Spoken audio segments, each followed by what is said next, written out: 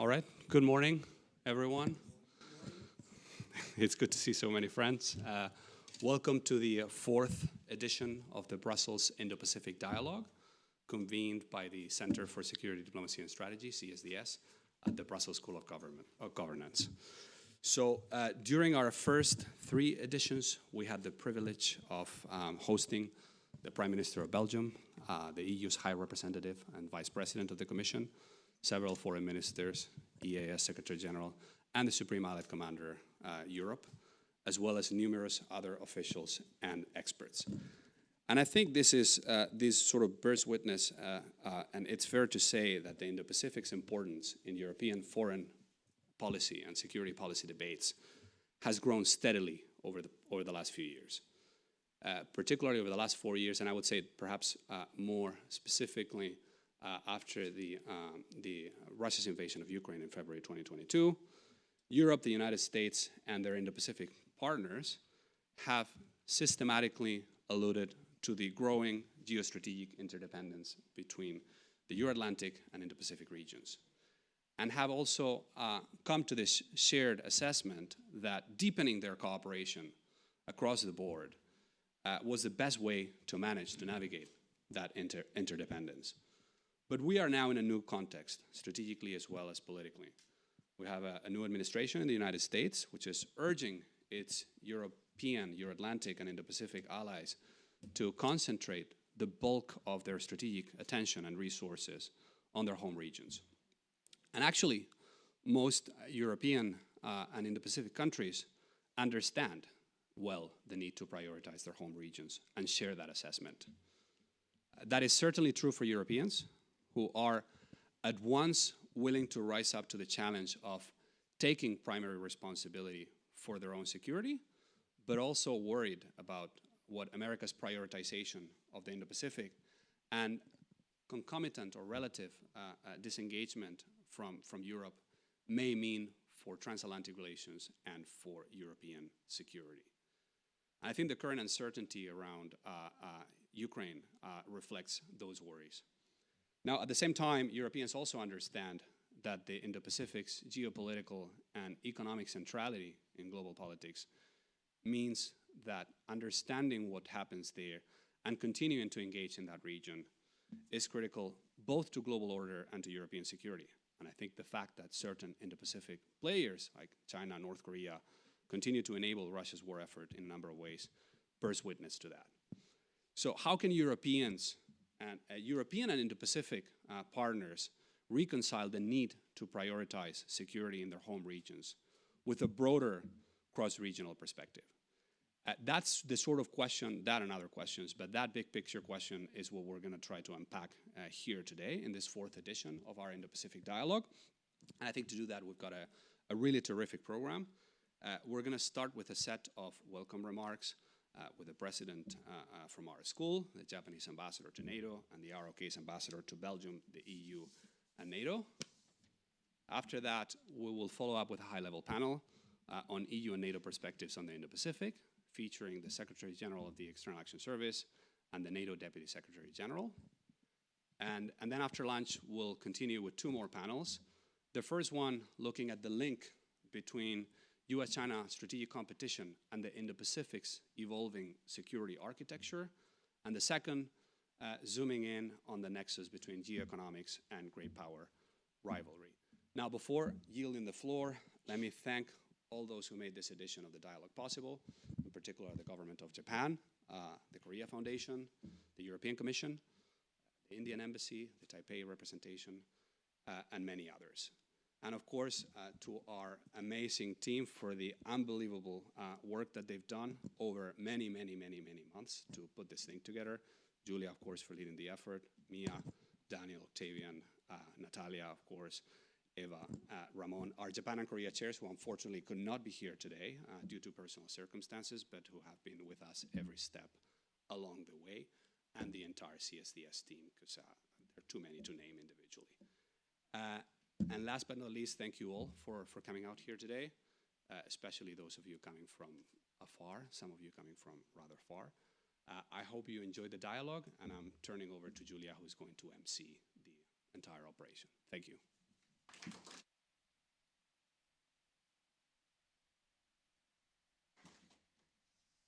Thank you. Good morning, everyone. I think by now you all know me.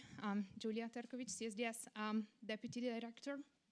And I really would like to share very welcome to all of you to the 4th edition of the Brussels Indo-Pacific Dialogue. As Louis said, it's wonderful to see so many friends, partners, colleagues as well. I would like to just start with a quick word regarding the setup of today. As Luis mentioned, Eva Peshova, our Japan chair, could not be with us today, unfortunately, and I will try to step in as the MC for the whole day. So these are very big shoes to fill, so just bear with me. We'll start with the welcome remarks now, and it's my pleasure to invite Mr. Karel de Gucht, President of the Brussels School of Governance, to deliver the first welcome remarks. Karel. Thank you.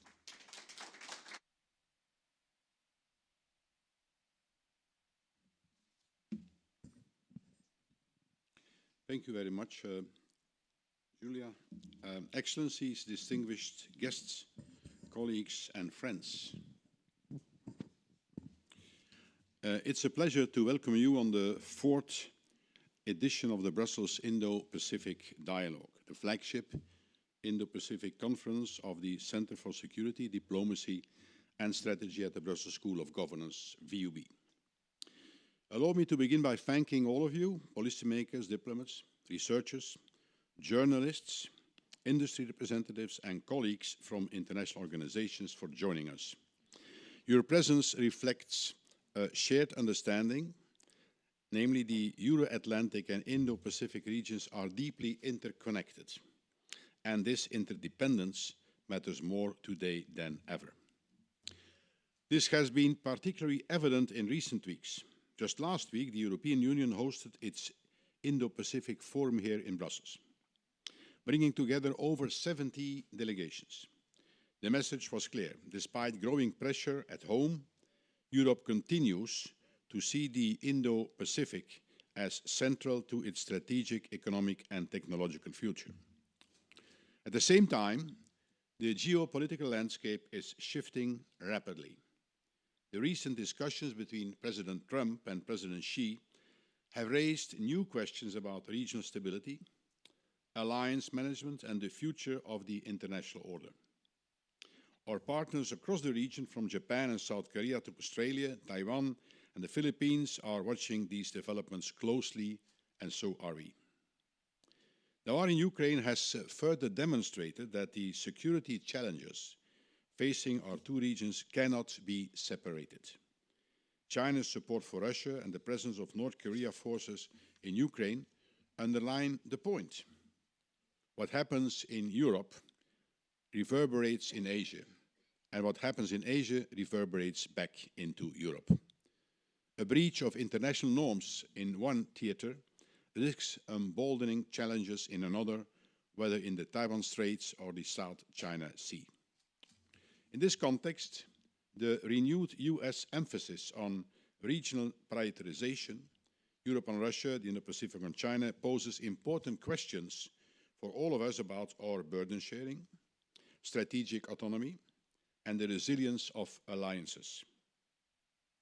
But even as each region is encouraged to assume greater responsibility, this does not diminish the importance of cross-regional cooperation. In fact, it makes it even more essential. From critical supply chains and emerging technologies to defense industrial cooperation and economic security, the solutions we need will increasingly depend on partnerships that span continents. During my time as European Commissioner for Trade, I had the privilege of deepening the EU's engagement with key Indo-Pacific partners, including Japan and South Korea, and with the wider region, Singapore and ASEAN. That experience strengthened my belief that cooperation between Europe and the Indo-Pacific is indispensable, not only for shared prosperity, but for maintaining a stable and rules-based international order. This dialogue embodies that spirit. Throughout today's discussions, we will examine how Europe and Indo-Pacific partners can reconcile regional responsibilities with cross-regional strategic coordination.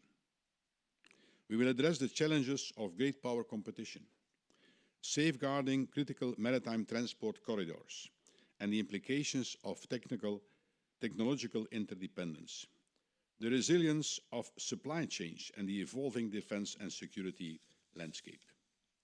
Let me take a moment now to thank all who made this event possible, our partners and sponsors, whose support enables CSDS to convene high-level, policy-relevant conversations, our speakers and moderators who bring insight from across Europe, Asia, and North America, and all of you whose engagement strengthens CSDS' mission to advance strategic thinking and foster informed public debate.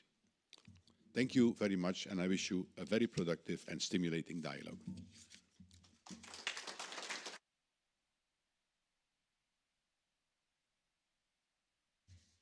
Thank you very much, Karel. And it's now my pleasure to invite Ambassador Izawa of the Mission of Japan to NATO to take the floor.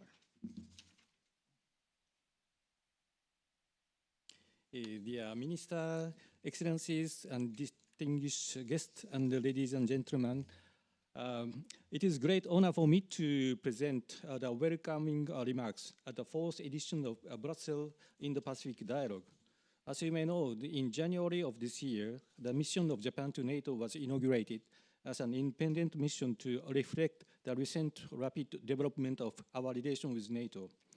We have worked closely with the Japan chair at the CSDS, which was established in 2022 with the support of the government of Japan. I wish to express our profound respect and appreciation for the continuous efforts of the CSDS in holding this highly important dialogue today. Recognizing that the security in the Euro-Atlantic and Indo-Pacific is increasingly inseparable, Japan has been building up substantial cooperation with countries in the Euro-Atlantic. Today, I'd like to touch on the landmark examples of unit-to-unit defense exchanges, the second, support to Ukraine, and the third, defense industry cooperation. First, let me give you a couple of examples of the increased unit-to-unit defense exchanges. This year, in August, the Norwegian Navy frigate Roald Amundsen visited Japan for its first ever deployment to the Indo-Pacific, and UK Carrier Strike Group, led by the Prince of Wales, made port calls to Japan for the first time in 4 years. Additionally, our Maritime Self-Defense Force conducted joint training with US, Australia, and Spanish navies. In mid-September, we dispatched our F-15 fighter jet supported by 2 ideal refueling tankers and 2 C-2 transport planes to air base in the US, Canada, UK, and Germany. The 2-week friendly visit, known as the Atlantic Eagles, marked the first time that our air self-defense force fighter jet were deployed to Europe and Canada. Japan also actively participates in joint exercises, including Vigilant Eyes 25, a field exercise which our Ground Self-Defense Force conducted with the British Army in Hokkaido last month. Through such exchanges and exercises, Japan aims to deepen mutual understanding with European militaries and further promote defense cooperation with allies and like-minded countries toward the realization and free and open Indo-Pacific. The second, let's look at Japan's support to Ukraine. Russia's invasion of Ukraine is a violence that undermines the foundation of international order and is a clear violation of international law. The Japanese people have provided unwavering support to Ukraine based on the sense of crisis that today's Ukraine could be tomorrow's East Asia. Our government has pledged assistance to Ukraine, totaling more than $12 billion, and plans to provide around $3.3 billion in loans as part of G7 cooperation. On top of this, Japan announced new sanctions against Russia in September, including lowering the oil price cap and measures against its shadow freeze. As for the cooperation with NATO, Japanese government has contributed around 85 million euros in total to the NATO Cap Trust Fund, supporting counter-UAS, medical supplies, military medical care and rehabilitation, demining, and others. Moreover, we are currently working toward joining the ENSA2 as soon as possible. Now, finally, I'd like to touch on the defense industry cooperation. Prime Minister Takaichi pledged to increase Japan's defense budget to 2% of GDP by the end of the current fiscal year to fundamentally strengthen our defense capabilities ahead of the original target set in 2027. The increased defense budget creates opportunity to promote Japan's defense industry and dual-use technology cooperation internationally. While our country, Japan, has traditionally cooperated almost exclusively with the United States, it is now working on to diversify its defense industry cooperation partners. The GCAP, joint development collaboration with UK, Italy to develop next generation fighter aircraft, and cooperation with Australia to develop a new general purpose frigate, two flagship projects in this regard. Additionally, as a close NATO partner, Japan can contribute to strengthen NATO's supply chain by transferring parts and components. The smooth transfer of these materials requires interoperability and interchangeability with NATO allies. The first Japan-NATO defense equipment and industry dialogue held this past October was a significant step forward in laying the foundation for such cooperation. Traditionally, European countries, European partners, we have a great aspiration, a great respect for them.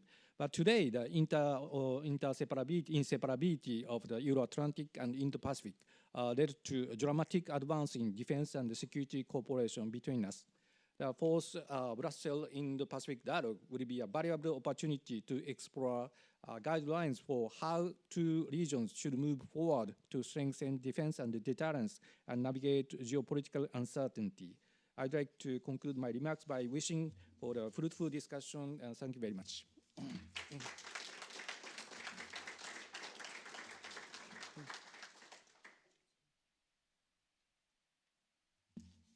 Thank you, Ambassador. And now our third welcome remarks from Ambassador Ryu, Ambassador of the Republic of Korea to Belgium and mission to the EU and NATO. Please.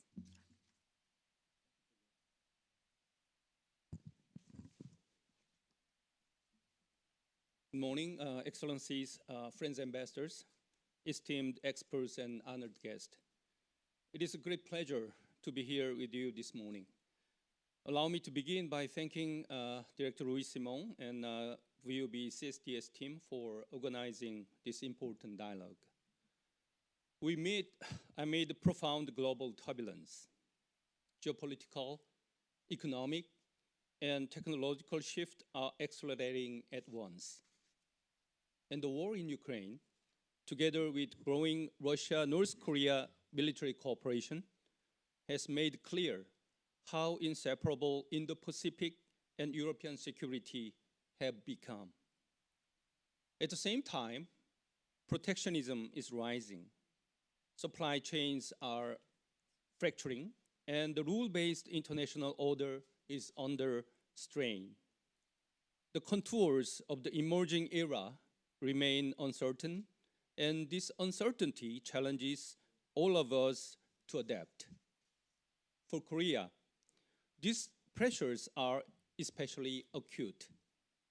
As a nation at the strategic crossroad of geopolitical and geoeconomic competition, we face increasingly complex strategic calculations. In this environment, Korea's priority is to prevent conflict on the Korean Peninsula and to contribute meaningfully to global peace and prosperity. To meet this priority, the President Jeonghyun is advancing pragmatic diplomacy, strengthening dialogue, reducing tensions, and working with partners to build a more stable regional and global landscape. A central element of this effort is our policy toward North Korea. We will restart dialogue and constructive engagement with North Korea, with a nuclear-free peninsula remaining is our imperative. But diplomacy alone is not enough. It must be backed by credible deterrence.